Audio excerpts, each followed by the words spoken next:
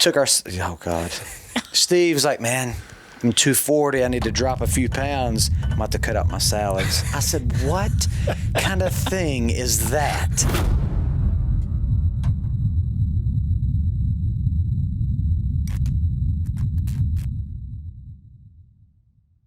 All right, guys, we are back. Built by Vitality Podcast. I am your host, Steve Pinkerton, and I am sitting next to Philip Lewis. And we have our first two-time guest. Oh, a repeat guest. I like guest. this. We're back-to-back. Jessica Pinkerton. Yep. And today it made sense because we're getting ready to launch a nutrition challenge. And it also happens to line up with the end of the year. So I thought we could talk a little bit on today's episode about 2021 goals, how I feel about New Year's resolutions, which I haven't verbalized to you, so we can play a little game a little bit. Okay, you think you already know? We'll see. And then we'll tie into that. We'll talk about this nutrition challenge, how long we've been doing it, how many of these Jess has done, what the differences are from this challenge to the previous challenges, and some of the hiccups that she sees with clients as they get ready to tackle this nutrition challenge. So I guess we'll start with, are you a New Year's resolution person, Jess? No, I'm really not. I think there's value in setting goals for sure. But I think that too many times, New Year's resolutions are gone by, the middle to end of February, and people just kind of throw in the towel and give up. So I don't really even like calling them resolutions. I do like goals. I think that's important that everybody at the beginning of the year take a little time to reflect on not just health goals and fitness goals, but goals in all area of their lives, going into a new year. Yeah. Philip? Agree, disagree? What do you think? I agree. I don't like New Year's resolutions. I don't like, because you can start anytime.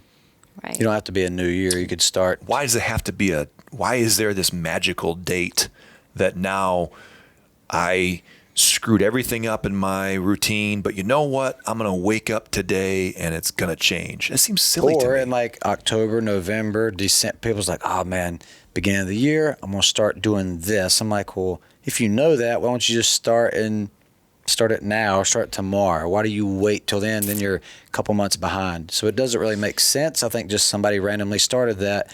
It's a new year.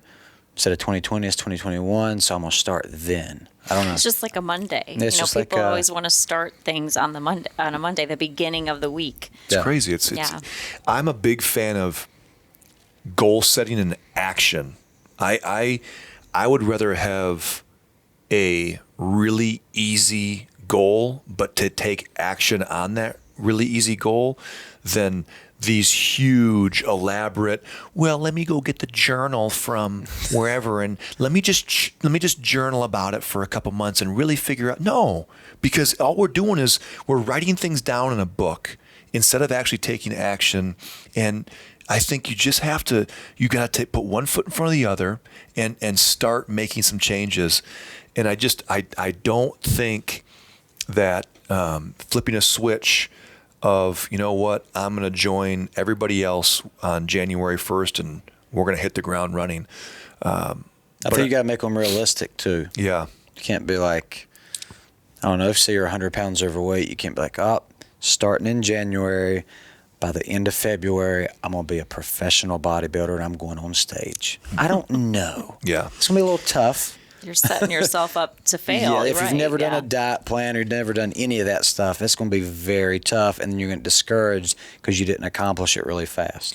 And one thing Jess and I have noticed over the past 11 years is we don't have a bunch of New Year's resolution memberships that get sold. That's just not, when you look at our year-over-year metrics, our sales and revenue don't have a huge jump in January, and that's by design. I don't want to appeal to that type of person. I want people that are committed year-round and not just, hey, I wake up one morning and I want to do it. Now, we'll help those people, but over time we've seen that that client isn't going to stay with us as long as someone that doesn't have that mindset.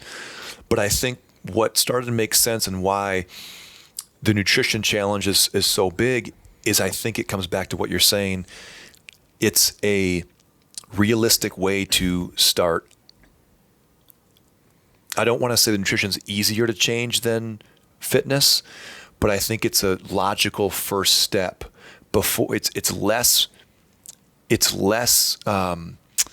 scary for someone to have a personal journey with nutrition than it is to come in to a fitness program that is completely foreign to them.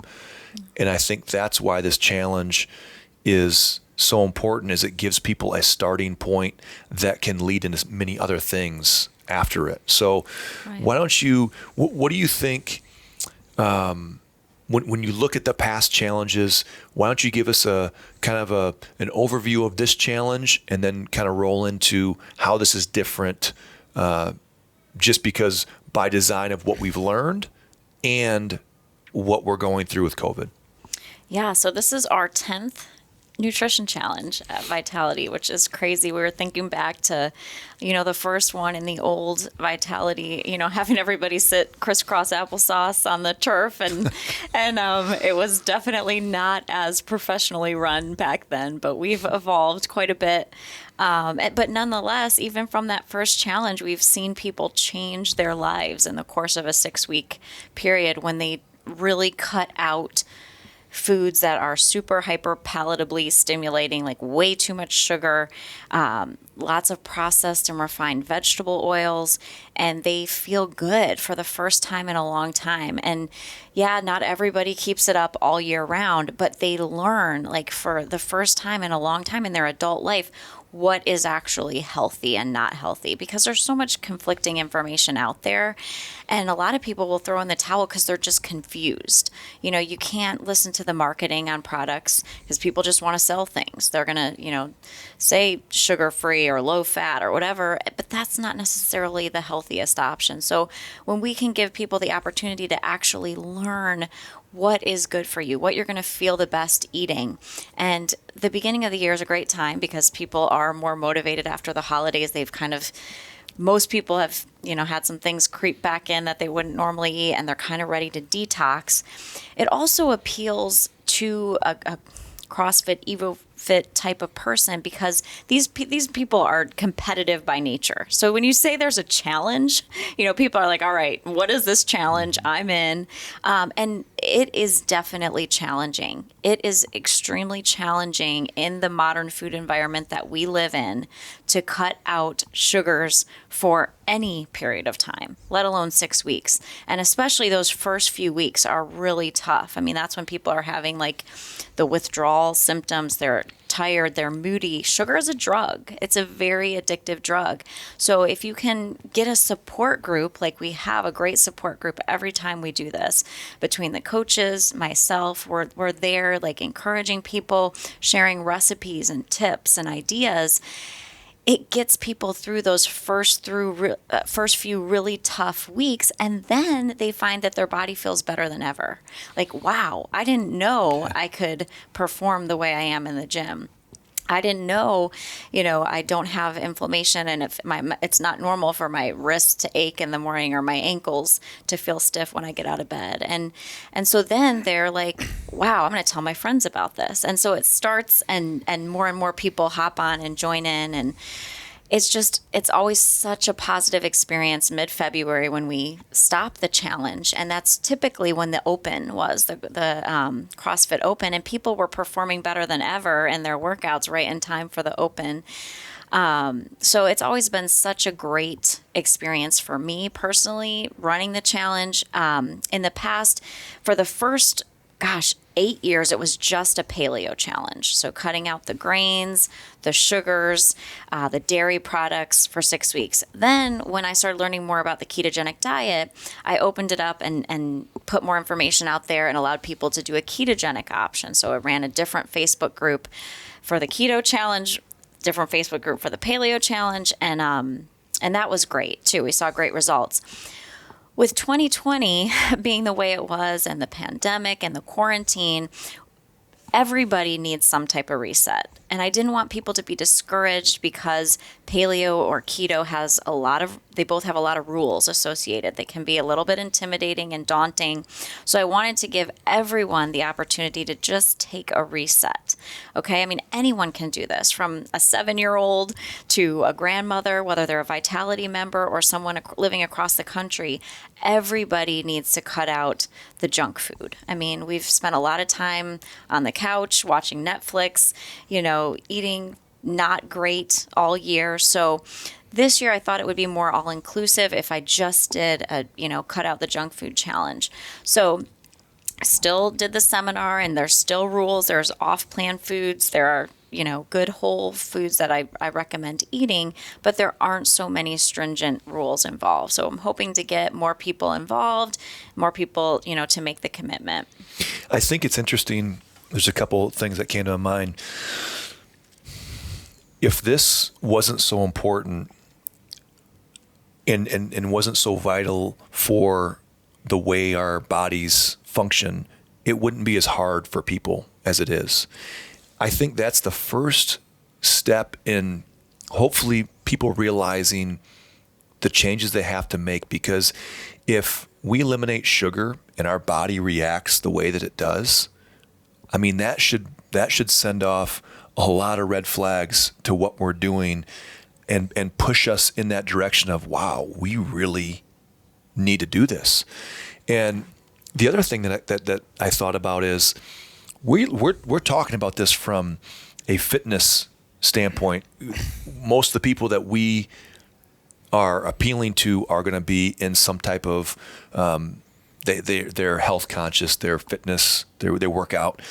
But I would argue that almost equally, if not more important, are going to be our business owners, our entrepreneurs, people that need to have a clear head and need to be able to make good decisions and be able to withstand the stress and anxiety that goes along with that. And if we haven't learned anything in 2020, it is with that pandemic, when we thought we could handle stress, a lot of people thought that they were fairly resilient, and they got beat down. We all got beat down. And I firmly believe that your level of health and fitness, and I'm saying health as a nutrition and fitness, has a lot to do with people's ability to withstand the type of stress and anxiety and madness that is 2020. So I would look at this and say, hey, what if, and if a business owner is like, gosh, man, I just can't go without X, Y, or Z. I don't know if they're a true entrepreneur, because if for me, if someone says, hey, you know what, if you give up alcohol or these certain food groups, I think you're going to be smarter. I think you're going to be able to think more clearly. I think you're going to make better decisions. Your business is going to improve. Well, listen, if it's legal, I'm doing it. There's no universe that I can get an edge and I'm not going to take it. So I think that there's a lot of people that kind of talk this big game in the business world. Well, let's see what happens. Let's see. And I don't know, you answer this, Jess. In 11 years or 10 challenges that you've done, has anybody ever completed the 6-week challenge and said, man, that didn't do anything for me. I probably won't ever do that again. No one said that to me. No. A decade. So 10 years. People talk about the science. Let's talk about the science. 10 years of all this data. Everybody's done it. Everybody. And would you say overwhelmingly, I don't want to put words in your mouth, but is it overwhelmingly positive feedback that you get at the end of these challenges? Oh, for sure. I mean, it's all positive. The only negative is that, they miss things. They miss desserts or, sweets or whatever their vice was. And it's hard now. It's now, after the challenge is over, the goal is to find a healthy balance, and that's the hardest part. And again, it comes back to the environment we live in. We're surrounded by cheap, really heavily processed, overly sweet foods that appeal to our taste buds. And so unless we are very strict about it, those things kind of creep back into our diets, and because it is a drug, then we crave more, and it puts us on that blood sugar roller coaster. Then we start, not feeling good again. It's really hard in the environment that we live in to stick to a really low sugar, low processed food diet. But that's why small little grassroots gyms like ours are so important, because the change is not going to come from the government. Unfortunately, it's not going to come from the healthcare system. It's got to come from people like us who truly have people's best interests at heart and want to help them change. And we can form a community of others that want to do the same thing. So we all feel like we're in the same boat. We have that accountability. I really think that's where this change starts happening, because it's not coming down to us. It really isn't. I think that there's a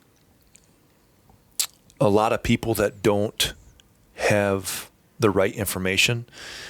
And that's why I believe this time of year is so important, because now people have access to you. And I've been in fitness for, since I was 15 years old, so call it 25 years. I've been around it. I've been reading about it. I have been more immersed into that than most people. But I will tell you this. I know a fraction of what Jess does.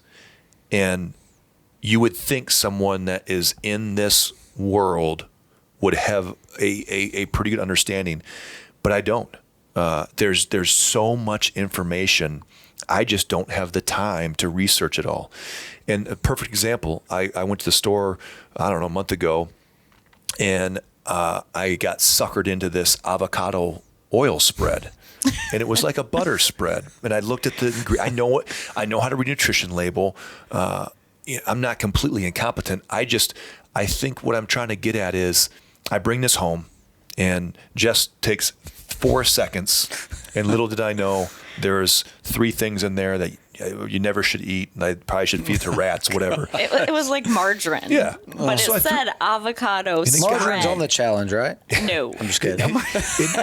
And I can't believe it's not butter is good for you, right? Because it's not butter. But it's marketing, and look at what this does. Good. They market this and they put an avocado on the picture, and I look at the label, and I'm like, okay, well, hey, there's nothing added to it. It's a pretty decent product in my mind, and in 10 seconds, Jess poked a hole in it. I threw it away, and I'm somebody that I live in this world. From BJ's. Oh my gosh, it was about 5 pounds.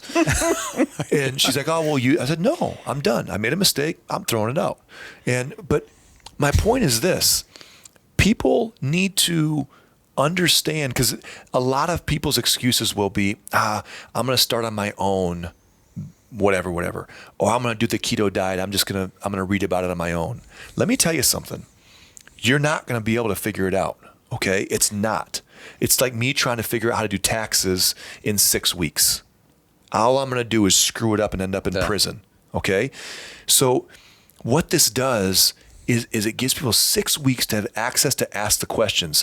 And they go through the hardest part, which the majority of mistakes are made during those first 6 weeks. Now they've got a sounding board. And let me tell you, for people that don't know the value of this this coach-led nutrition group, I will tell you, when I'm laying in bed and want to go to sleep at 8:40, and I look over and I've got a doggone runway screen, it's light enough to light up a runway next to me. It's Jess laying in bed answering questions from the Facebook group. So, we get that a lot of. It's your favorite time of the year then, right? I really don't enjoy it. I don't, because Jess is so vested.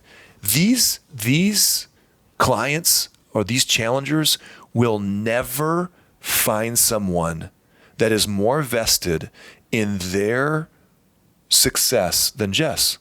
And after the end of that 6 weeks, they will have a basic understanding of what needs to change in their lives. And that is what the value is. The value is you're with a group of people that are all going to suffer together, that are all going to give up sugar, that are going to feel terrible. They're going to have a pounding headache. But you know what? Jess has got 4 different things that, oh, you've got this happening here. Why don't you add this? Why don't you have a bouillon cube, which helps with headaches? And I would never in a million years look at one of those chicken bouillon cubes and be like, oh, let me have one of those. I got a headache. Philip, I'm starting to have a headache during this challenge. I'm like, well, just take a Tylenol. Yeah. So there's all these hacks. There's all these things that she's got tucked away in that brain where, maybe she can't make me a 5-layer lasagna, but you know what she can do? She can figure out how to problem solve and troubleshoot someone's diet. That's her superpower. So that's the value, and that's why I think it's so important that people take advantage of this and use it as a reset, and not just people that want to start a fitness program. I'm talking about anybody. My mom, who just had hip surgery and is trying to get her life back on track because she's been laid up for so long. My dad, who's got a boatload of stress that he self-imposes on himself, he needs to be able to have a nutrition plan that supports that lifestyle. And so anybody, grandparents, kids, I don't think either of our daughters will talk to Jess for the first week because they're not happy that they're going to be following the nutrition challenge. But I think it's important that they understand the type of hold that the foods that they eat have on our body. I think this being associated with a gym, people's like, oh, they're going to try to get me to work out and stuff. Well, I think this is even more important for people who don't work out, and they can just have a starting point to do that, like to lose some weight. You hear people all the time, well, I'm going to lose a little bit of weight, and then I'll start at a local gym. Yeah. Well, that's how you want to do that. You're not going to work out, so you're going to do it with nutrition, and somebody like Jess can help them do that before they start. I always hear Jess talk about working out's only an hour of the day, and you're going to work out 3-4 days a week on average. So what would you say to people what do you think is more important? Yeah, the nutrition for sure. I mean, when it comes to physique changes, 80% of it is, what you're putting in your body. Yeah, working out is great for, it helps a lot of people manage their stress, helps to build muscle mass and maintain muscle mass as we age. But if we're talking fat loss, it's all about the diet. And a lot of times if people will just start with the nutrition, they end up feeling more energy. They're eating right, their body's producing more energy, and then they want to work out. So it's like a good snowball effect. And especially with the year that we've had, that statistic was published that really only 12% of Americans are metabolically healthy, which is crazy to think about. And for people who don't understand metabolic health, it's the ability to use the macronutrients, proteins, carbs, and fats, and to digest and utilize them properly in our system. That is not possible because our system is now gummed up because of what we're putting in there, the highly processed and refined sugars and vegetable oils. So now, type 2 diabetes, pre-diabetes, strokes, heart disease, all these things are on the rise, chronic disease. And we're finding with COVID-19 that people that are metabolically unhealthy, that 88% of the population is more susceptible to having negative effects from the virus or being hospitalized. So we really need to think about this. It's a really important time in our history to adjust the way we look at nutrition and to really focus in on our health. When you meet with people, do you find does working out and nutrition, can you make a connection between the two? Do you think that you see people that fall off kind of the nutrition boat, but they can stay really consistent with their workouts? Or do you see it that when they are pretty dialed in, then the workout kind of correlates their success in the gym? Or do you think those are two independent factors? Well, what I see, and I'm sure you've seen this from the beginning too, is that a lot of people, more than you think, work out so that they can eat whatever they want. And good for them for having the ambition and getting up and getting out of bed and getting to the gym kind of like every the day. rumor going around in EvoFit we talked about. Yes. But, yeah, it's great. That Philip can just eat anything. Have you heard that rumor going around the gym? No, Apparently, all I do is eat donuts, Zaxby's, just for sure. whatever. That's what you do. And they're like, God, Philip looks like that, and he eats whatever. Yeah. He must work out really, really hard. And I'm like, negative. So I would set love that to eat rumor that straight every day. right now. Tell I the people. do not eat bad. I eat bad once in a while. I'm not going to lie. But 90% of the time, I'm eating chicken, broccoli, right? They see me in the kitchen up here doing it. I don't Salads, have lots of a salads. Zaxby's to go thing up there. I would love to have that for We had to give the breakfast. salad because we were gaining too much weight. But Yeah, we took our. Oh God, Steve's like, man, I'm 240. I need to drop a few pounds. I'm about to cut out my salads. I said, what kind of thing is that? So now in the morning, what are you eating? Steak and eggs. I'm like, boy, this is a big switch. Yeah, we have to go into the We'll have to go carnivore into- diet yeah. at some point. But right now, that's So you think that's kind of what you see, that subsection of people that work out so that they can eat whatever they want. yes. And then when I can talk to them and really start the wheel spinning that no, workout shouldn't be like a punishment for what you've eaten. Or, you get in that hamster wheel of, okay, I ate this and I've got to burn this many calories, and it becomes just a negative experience. But if you can work out because you feel good, because you ate well and you fed your body what it needed and now you have more energy, it's a positive. But when people do start falling off on their diet, when I'm meeting with them and they're like, man, I had a bad few weeks, I went on vacation, they don't want to come back to the gym. They just know the workout's not going to feel good. And that's what it does go hand in hand. I think I hear a lot of people that when you look at these leadership books and business podcasts, a lot of people talk about how they respond to situations, how they respond to stress, how are they able to, do they crash in the evenings? Are they able to stay and work for 12 hours or 14-hour days when they need to? And that's what I think is so interesting, because no matter if you want to see results in the gym or you want to see results in your business, when you eliminate these foods that Jess is talking about for 6 weeks, that's the reset she's talking about. Now, why will you give us the dumbed down Steve version of why I have to make it 6 weeks? Like for grains, if I'm 3 weeks in or 2 weeks in and I add grains back in, even if it's for a day, why can't people do that? Why is that kind of something not to throw in the towel, but they've got to be cautious of, because there's a reason we chose 6 weeks. Yeah, and this challenge is different. So this isn't a paleo challenge. Grains are allowed on this challenge. But if you've never experimented with cutting out grains completely for a 6-week period, I would definitely recommend it, because it takes the gut lining about 14 days to heal if you are exposed to gluten and you are sensitive to gluten. So to really feel better, you've got to do this for an extended period of time. It is about 2 weeks, but we do the 6-week time period because that's really the time period if you want to see fat loss, changes in muscle mass, those type of body composition changes. I mean, you start to see them toward the 4-week mark. People are feeling better toward the 4-week mark. Those 2 extra weeks are just like, they're good. Like it's easy basically at that point to stick with it. So just to highlight just some of those foods that we're going to eliminate. Obviously it's soda and candies, but what would you say that the overarching things are going to be off list? Okay, so soda, candy, juice, those are the 3 most predominant sources of sugar in the American diet. So those are out.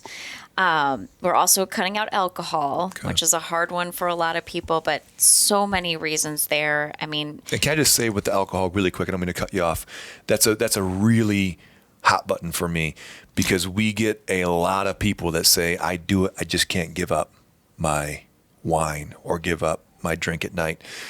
And that to me, right there, is we got a problem. If you can't give something up, and I'm the person that I don't want to have to depend on anything. And I think that we have to set ourselves up to say, hey, I choose to do this, but I could stop it at any time. And then at the end of 6 weeks, I think they just don't want to. They could. Yeah. And not you can't I don't know give that up. they can. Oh, I don't know mentally if they're able to do that. And what Jess is saying is, she's not asking you to give up all these things forever. Yeah. She's just saying, hey, let's do a reset. So do not fall in that category of, oh, I would focus on my nutrition, but you know what? I don't believe in this whole no alcohol thing for 6 weeks. Don't do that. Don't do that, because that is, you're going down a rabbit hole that you don't want to go down. So continue. Yeah, and one more thing about alcohol, people will come into my office and my nutrition clients will say, well, I drink, vodka or tequila. It has no carbs, no sugar. But the thing is, alcohol itself is its own macronutrient. Alcohol actually has 7 calories per gram, whereas a carbohydrate or sugar has 4 calories per gram. So it's almost double the amount of calories in alcohol than it is in sugar itself. So even though it doesn't have carbs or sugar in it, you're still getting calories. And it has the first oxidative priority, meaning it's the most toxic substance to our body, so it has to be metabolized first. Our liver is going to stop any fat burning that's going on, process through the alcohol before it can burn any fat. It also negatively affects our physical performance. So we're not going to feel great in our workouts. It's going to impair our judgment on what we're eating. So we may make some bad decisions that we normally wouldn't when we're drinking alcohol. So for many reasons, let's just get rid of it for 6 weeks. So we've got the junk food, alcohol, added sugar. So this is a big one. And now on the nutrition labels, there is a line under carbohydrates and under sugar that says added sugar. And that's really important, because that's the important thing to eliminate. Now, foods that have natural sugars, like say a tomato sauce, it may have 3 to 5 grams of sugar coming from the tomatoes itself, a real whole food. If you look on the next line and it says 0 added sugars, that's what we want to see. If you look at a ragu or one of those type of brands, they're not going to only have the naturally occurring sugars, but their added sugars are going to be through the roof. And that's what we want to avoid. If we think of something like applesauce, and here's another example where Steve made a mistake, but this is a great example, and he wanted to do the best option for the girls. They will eat unsweetened applesauce. They've never had the sweetened kind. It's sweet enough. There's a lot of sweetness in apples. So we always have gotten unsweetened. But Steve got the, again, jumbo pack of 2 big applesauces. You have to start going to Food Line, man, when you shop. I know. So if you throw it away, it's not an 8-gallon stock tub. up. If it doesn't go bad, I want to get 4 of it, and then we'll. Yeah, but so do you remember how much added sugar was? It was ridiculous. It was crazy, and he immediately just took it and threw it away. I was so excited. Next time you do that, bring it to the gym. I was so I know excited. a guy that'll take it. I was like, gosh, I found this applesauce, and again, like the fun stopper. It's like she's got a magnifying. It's like she's got like one of those, like the futuristic movies that have a little eyeball that scans things. She can see it from like a mile away. She's like, oh, it's not unsweetened. I said, yes, it is. Yeah, as She's soon looking as at the I added saw sugar. it, I knew. I just took it right to the dumpster. She'd gone. So the added sugars, because again, these foods are sweet enough already. It's companies putting sugar to get us more addicted and to sell more of their product. So again, we want to cut out the added sugars, the alcohol, the junk food, the fried food. So the fast foods that are fried. You know anything about that, Philip? What? Fried foods? No? Okay. Yeah, clue. Philip doesn't eat fast foods. Nope, never had fried food. Zaxby's? I get grilled. Oh. And then that's it. I mean, really, that's it. I mean, it's not a huge, cut everything from your diet. Focus on real whole foods. Do some food prep. Make some meals on your own. Don't feel like you have to eat out every night. It'll be cheaper. It'll be, more economic for your family. If you do prep at home, you'll set yourself up. As long as you don't make a mistake and have to throw it away. Yeah. Well, I'm going to start bringing it in. You're right. I feel bad now. And I think that's the big takeaway is, it may seem like we're asking, or Jess is asking a lot of you to make these giant changes. They're just not. They're not. Once you take some action and you say, okay, I'm going to try it. I'm going to do my best. You'll see that it's not that difficult to get your body to enjoy eating healthy. And at the end of 6 weeks, then you can make a decision for yourself. But again, you're telling me that if you don't want to do it, you're that 1%. No, that 1% of a percent that is going to do this and not see a positive result. And I think the last thing before we get into the final details of the challenge is it always frustrates me that I think a lot of people don't do a challenge like this because they're embarrassed to eat healthy around other people, whether it's they entertain or they do a lot of stuff for work that where they go out to eat a lot, or they're afraid that their friends might make fun of them if they pack their lunch when they go places. And would you say that all of those things, have you heard those before? Oh, yeah. And to me, Nobody likes to see you doing good. Nobody likes to see you. there's nothing that being frustrates better. me more. I think that might be the most frustrating thing to me is that we live in a society to where we have to be embarrassed that I'm putting my health. I don't care. I will take a lunchbox. I don't care. But the fact that people are so concerned what someone else is going to think about them, they're not if they can't support you when you're not drinking, they're not your friends. Okay. And if they can't be happy for you that you're making a change with your diet and you're going to, sit with them. And I'm not judging anybody when I eat lunch, dinner. I'm not judging anybody, but I ask the same thing. Don't judge me. I'm going to do what I think is best for me. And I think that's what is so frustrating to me is that there's people out there that would do this, but the group of people that surround them, they don't feel comfortable making that change. And that's why, again, we went back to this community style challenge to where, you know what, now you've got 150 other people that are going through the same thing that you can explain, hey, I had this happen, and all of them are going to understand. And so, that's just, I could talk about that for another 30 minutes about why that is so wrong, and how many lives are getting affected by that type of attitude. But we will get back on track because I can already see my blood pressure. I'm not Steaming over here. I'm not metabolically healthy right now. Oh, So bottom line is, I think virtually is what we're trying to get. We're trying to say, I don't care if you're in Texas, California, doesn't matter. Virtually, we can connect. We can connect with you, a group of people that are all fighting for the same results, and then you can have access to Jess. So explain how we get signed up for this thing.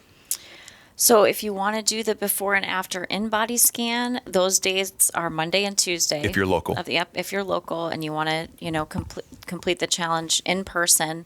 How can they reach you if they don't go to the gym? Can they just want to shoot them an email? Yeah, just email Jess at CrossFitVitality.com. We can, get you into the Facebook group. And for people who don't have Facebook, I would say make an alias account if you don't want to really be on Facebook, just to be a part of the group, because that's where the value is. That's where you're going to get the support and the recipes and everything. And watch the seminar. We've posted that all over our social media, so that has all the stipulations on it. And then, ask all the questions that you need in the group, and we'll be here to support you. And if you are here in Charlotte, whether you're a member or not, come and get your in-body scan and see the result. It's crazy what can happen in just 6 weeks. Okay, so if they're local, come by. We really want you to get an in-body scan so you can have a starting point. And I would tell people, if you don't like the way your body scan looks, you don't like those numbers, put it on your fridge. Tape that thing up. Make a copy of it. Put it on your bathroom mirror. So every morning, you've got your motivation. If you're not local, shoot Jess an email. Like she said, Jess at CrossFitVitality.com. She will get you linked up in a Facebook group, and we'll make this thing as big as possible. And then we'll do a better job this year with asking for some feedback and having some reviews so that we can see these 100 and so however many people will do it. What are some of the success stories? And we'll share those with everybody. We'll do a results podcast with Jess where we talk about some of those results. So we're excited. When you see this, we'll put the link for the challenge details below. We'll put Jess's email below. The sign up link for the in-body scans, we'll put everything you need. Bottom line is, any questions, email Jess. She'll get you squared away. All right. But But we appreciate, again, this is for everybody. All you business owners out there, let's do this. Let's see what happens. But I hope you have a great day. I hope you're having an amazing kickoff to 2021, and we will see you next time.